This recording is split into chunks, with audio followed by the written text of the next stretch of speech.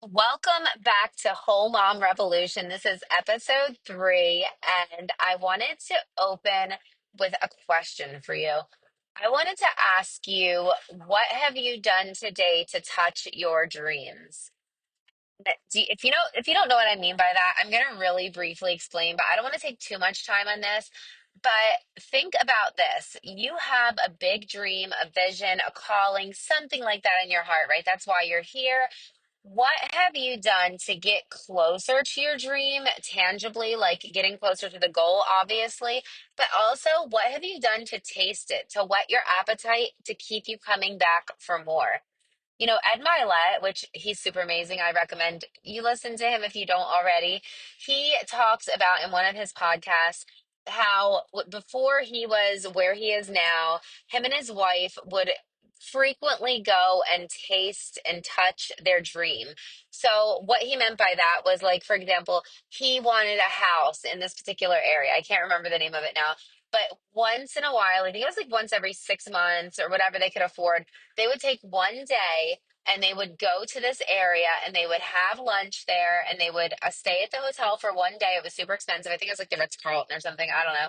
And they would have a valet park their car. And at the time, he's like, he has this junker car, right? And he's like, he has the valet park this car that's not that great. And they eat this lovely meal, steak or whatever, and they taste their dream. Or, whatever that is for you. It doesn't have to be that. It could be maybe your dream, your calling is you being a volunteer, you starting your own soup kitchen or something like that, right? Or a missionary. I don't know, but do something that is in the realm of where your dream lies. So go volunteer at a local soup kitchen once a month or whatever you're able to currently do in your current situation. Whatever that dream is, go figure out how you can get a taste of it. And if you don't know, and it seems like whatever your vision, dream, or calling is totally untouchable or untastable right now, I want you to go over to ChatGPT. Listen, I will be the first to tell you I'm not a huge fan of AI, not a huge fan of technology, but I use it because, you either roll with it or you get rolled on, and that is the future. So hop over to ChatGPT. It's totally free. I have the pro version because I just love it and I use it that much. I know I just said I wasn't a fan, but I also love it. Just pray for me. So hop over to ChatGPT and explain what you're calling your dream, your vision, your ministry, your business, whatever it is to ChatGPT in very plain but understandable terms and, like, concisely and all that, and ask it how you can touch your dream, how you can just get a little taste of it to kind of whet your appetite for it, to remind you of it. Maybe there's a car that you really want, your dream car, and it just seems so far away. Maybe people are like, well, you don't need a new car, why don't you settle for a bloody whatever that. Don't let people talk you out of what you want. There is nothing wrong with what you want, okay? So go to that car dealership and sit in that car. If what does it hurt? You can test drive it if you want, but just go sit in that car. Take a picture of yourself in that car. Take a picture of your hand in the steering wheel and make that your cover photo on your lock screen of your phone. Do something to just taste that dream that you're going after, okay? Because that's really, really significant for keeping you on the path, keeping you excited, keeping you involved.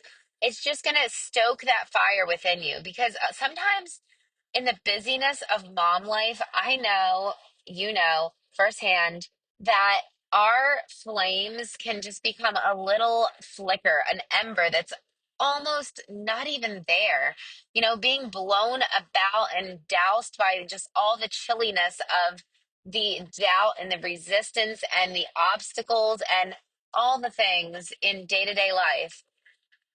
And for us to have a way to stoke that flame and just bring it back and keep it burning bright, because desire and passion are the things that are really going to get you where you want to go. If you desire something enough, if you are passionate enough about a cause, about a change that you want to see, a change that you want to make, rather, in the world, something that you want to have, something that you want to do, someone that you want to be, if you are so obsessed with that, Ed Mylett, another thing he says is your obsessions become your possessions. When you become completely and totally obsessed, and listen, again, we're going to go through this. We're probably going to say this in nearly every episode. The Bible says the love of money is the root of all evil, not money. It is okay to desire money. Money in the hands of good people changes the world. Money doesn't change people. Money amplifies who you already are. If you're a good person and you have big dreams to start a ministry or give to the less fortunate or do something amazing and just give to others and contribute, you have every God given right to go for that.